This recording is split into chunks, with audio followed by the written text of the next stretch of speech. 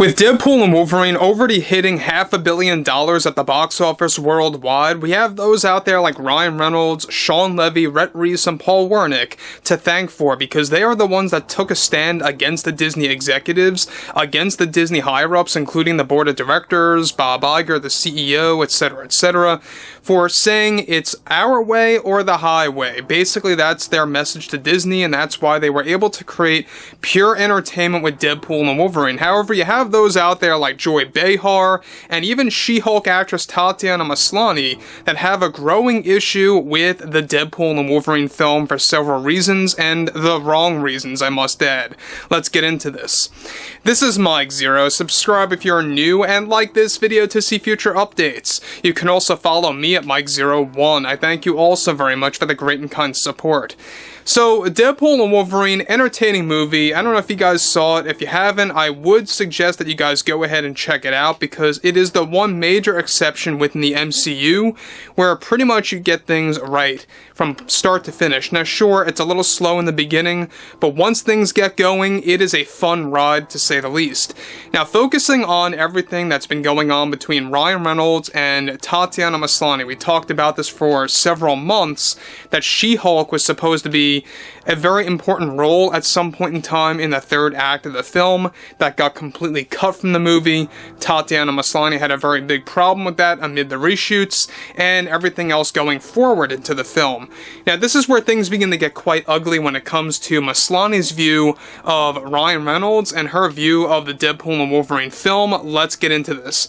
Now, specifically, of course, with Deadpool and Wolverine's box office already exploding for Marvel and reaching $500 million worldwide, specifically $545 million plus, one major development now has to do with She-Hulk actress Tatiana Maslany attacking Ryan Reynolds over making jokes about the LGBTQ community and moving away from diversity, equity, and inclusion. Maslany delivered the following to Marvel fans. When you are making a comedic film like Deadpool and Wolverine, and how it comes from those like Ryan Reynolds and Shawn Levy, what I find to be so wrong about the film is the mocking of the LGBTQ community, and all the jokes about that community in the film are not only insulting to the Marvel Universe, but to those that come from those communities. I think the lack of representation in Deadpool and Wolverine is quite worrisome over the direction from Ryan Reynolds, and how diversity, equity, and inclusion wasn't really a priority to them as creators. You see, this is the problem in the film industry, especially with jokes that are being made about certain communities in an R-rated movie, no less. Look, as a woman, I think it's more time for us to shine. I just feel Ryan gave Cassandra Nova a terrible position in the film that made her seem more or less unimportant in the story. She didn't really contribute to anything or the characters, and this is what I have been talking about for years. I think what Ryan did there, and Shawn did, was intentional by making Cassandra Nova a female character that was not empowered the way that she should have been with a better written story. I mean, if you are going to make a film that dives into fan service, why not embrace characters from the LGBTQ community that are respected in the Marvel comics, instead of poking fun at them and making jokes about that community?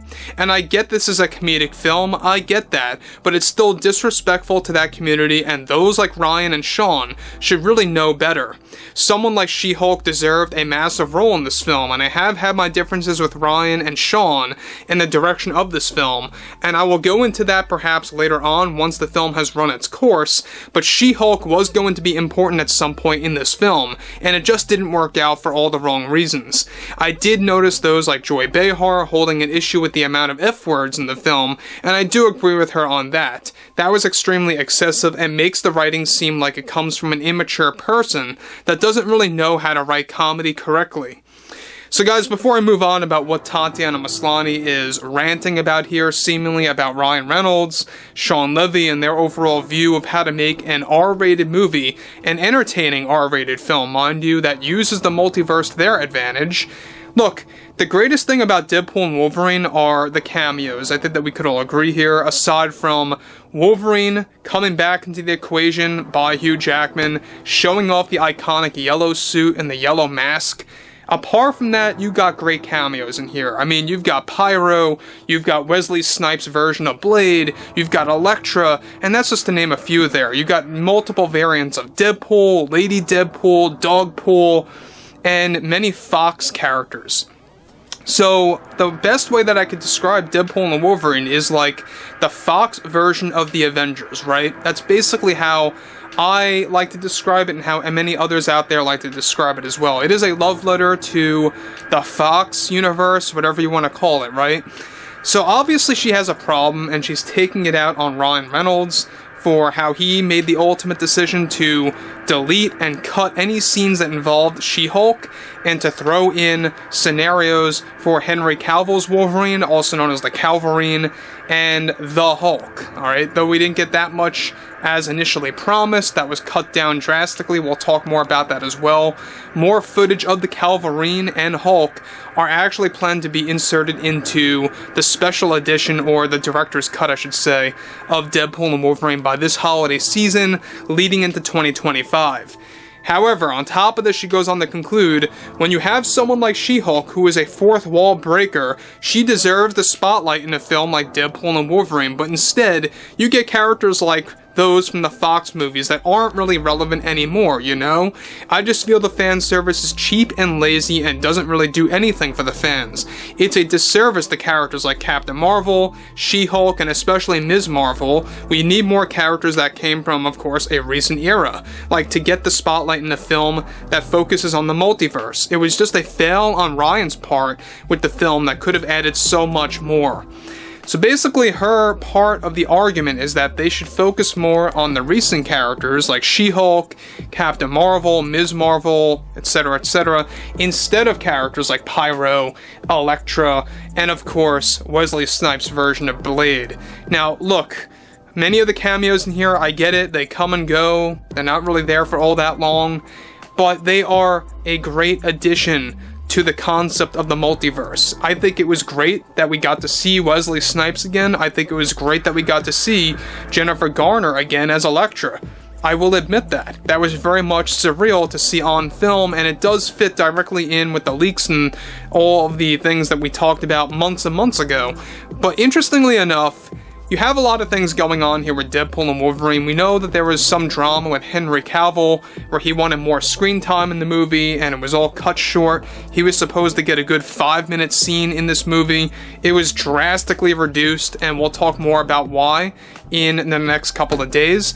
But Tatiana Maslany, once again, having a growing issue with the jokes in the film, with the poking fun at sequences in the movie, and this is something that is inevitable for someone like Joy Behar to get pretty much, bent out of shape over, as much as Tatiana Maslany would in this case.